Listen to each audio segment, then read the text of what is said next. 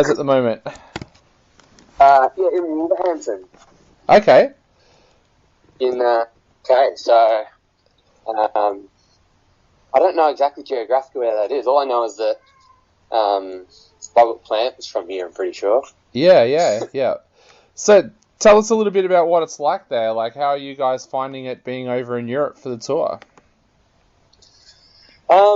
We're loving it. Like, this has actually been such a good tour. Like, being on tour with Crossfaith has been like pretty wild.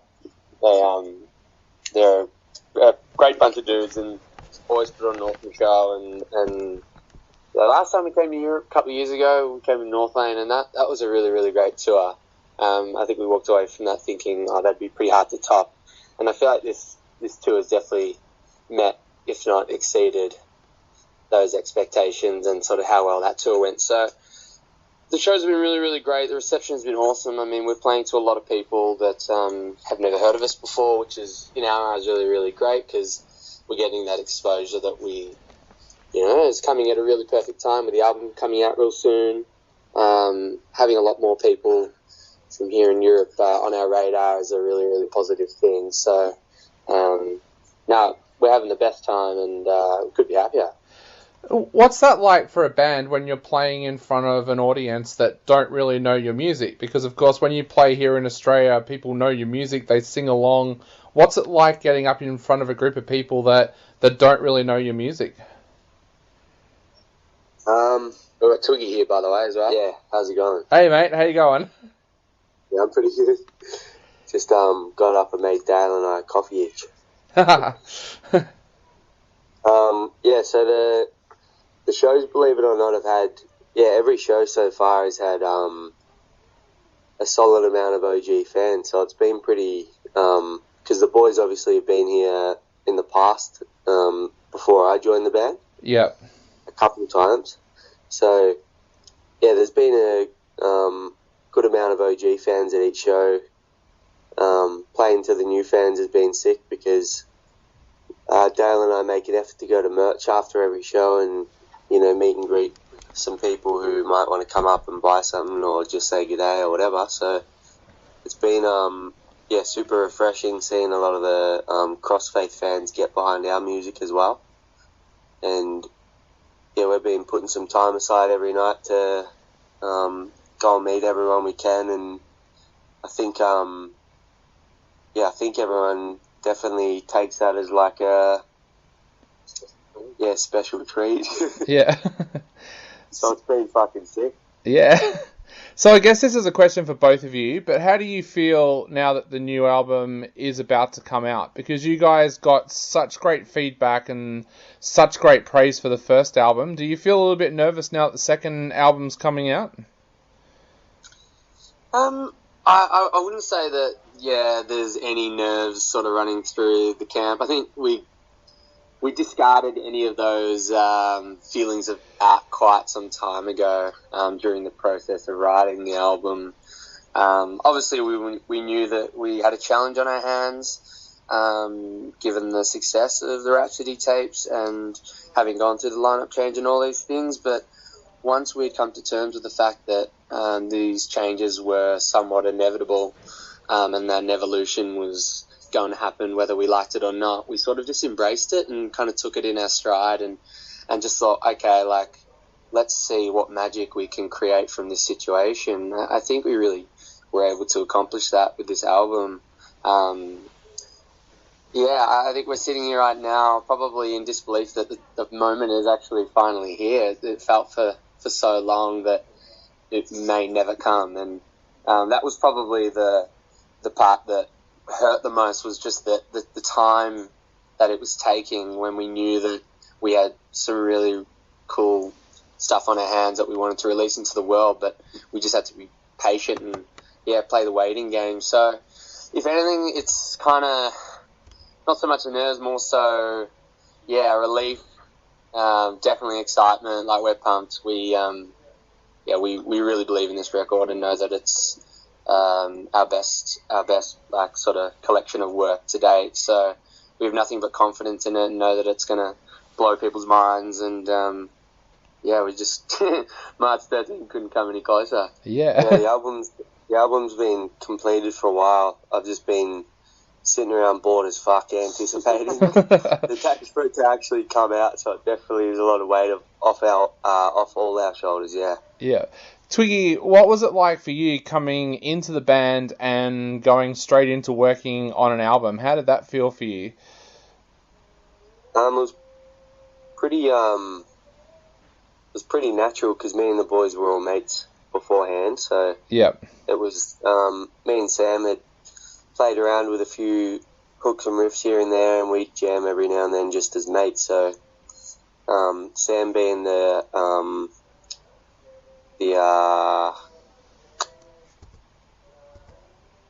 main controller. Yep. The guy behind the desk, the producer. It was pretty easy coming in and working with the boys. It was just like, I don't know, yeah, I didn't even enter it thinking anything of it. I was just like, fuck yeah, let's write an album.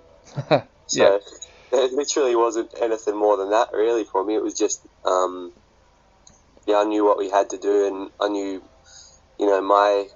my part in the band when I joined and stuff, and I took it upon myself to, I think, re-enthuse everyone, and especially Sam. Like, it had been a while since Rhapsody, obviously, and he, going back into the studio, he's a little bit of a brat, so I gave him a solid kick up the arse. Guys, tell us a little bit about the writing process for this album, because it is a fun album, but at the same time it delves into some pretty serious topics like mental health. What was that writing process like, and what was inspiring you guys lyrically when you were writing it? Yeah, I think it was a very, like, the 8 or so months that we were really going solid at it. I think in the moment we knew that something special was happening, because it was just like with anything, like the first time when something clicks, it's like everyone kind of looks around the room and has that realization that, yeah, something special is going on and happening. And I think for this album, the thing that made it so special was the combination of myself stepping up to frontman and really taking on a lot more of that responsibility when it came to writing lyrics and sort of the underlying tone and message behind a lot of these songs, in combination with having Twiggy come into the band. So all of a sudden, we had another member as well bringing in a whole lot of ideas, lyrical content, musical content that we'd never really touched on before or experienced before as a band in the creative process. So I think there was, they were the main factors, but I think there's a number of factors as to why this album and the whole writing and recording process was unique, and actually a first time, even though the band has been together for quite some time now. It sort of felt like a fresh start, and I think we approached the songs and the lyrics in a way of wanting to really demonstrate, as we have, I guess, with the music, we wanted to also lyrically demonstrate a lot of diversity and emotional diversity, kind of showing that rainbow of human emotion, that spectrum. So it kind of allowed us to delve deep on some topics that maybe we hadn't touched on in the past, because I guess maybe the sounds of the songs didn't necessarily allow it. I mean, reflecting back upon, say, Black Label EP, a very angsty, angry teenage sort of release, you couldn't really pick too many moments in there that would allow for something as kind of somber as a baby cobra, for instance. But now that we had this sort of diversity,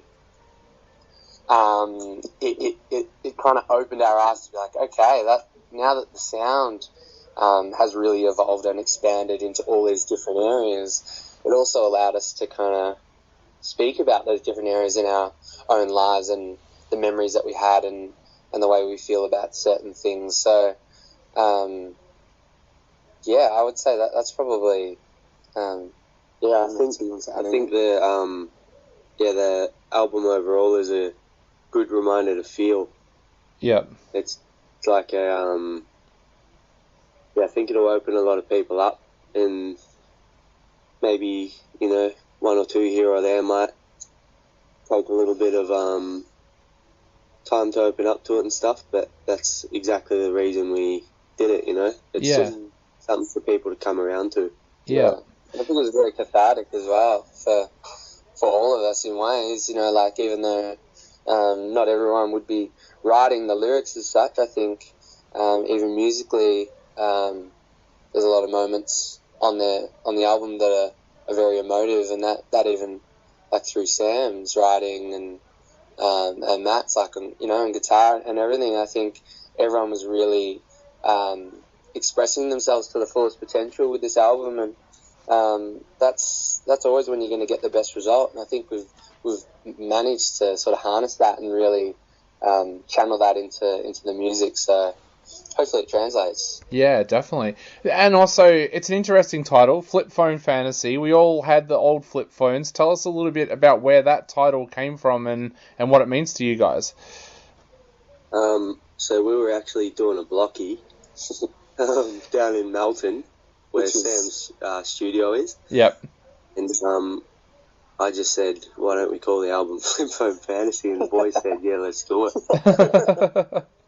But then, yeah, there's a definitely more of like a deeper undertone to it, though. Maybe Dale can speak a little bit more on the concept. Yeah, I guess it was funny. Like, so these blockies, Twiggy mentioned. It was kind of like we would get to a point where we were sitting in the studio with this album and kind of just getting a bit of cabin fever and going a bit crazy, because out there in Melton where Sam lives, there's like basically no distractions, so which is a very good thing, but it just means that we would be sitting just in this one room, stale air for hours on end, and it just come a point where we'd have no choice but to go outside, get some fresh air, and walk around the block a couple of times. And it's often when we would do some of our best thinking.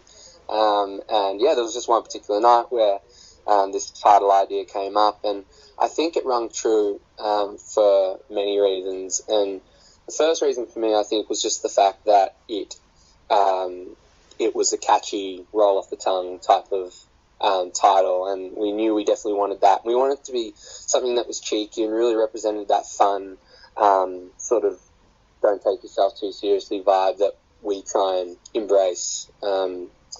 And so it ticked those two boxes. And then I think the other box for me that it ticked was the aspect of, I guess, nostalgia that we are not afraid to touch upon, but we also, we try and give our own flavour and not flog too much.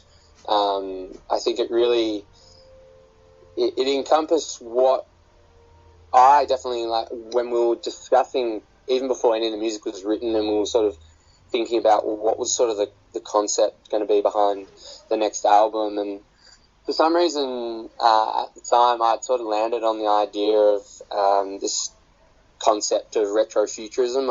I've had a fascination with sort of, time travel and things like that for quite some time. Back to the Future was like one of my favourite movies growing up, and I think I really like the idea of how of looking at how the past, people from the past, sort of predicted and how what they thought the future would bring, and whether that was a utopia or whether it was doom, or all these things. I think it's a very fascinating aspect about humanity, of how we'll never know what the future will bring, but we're so fascinated by it.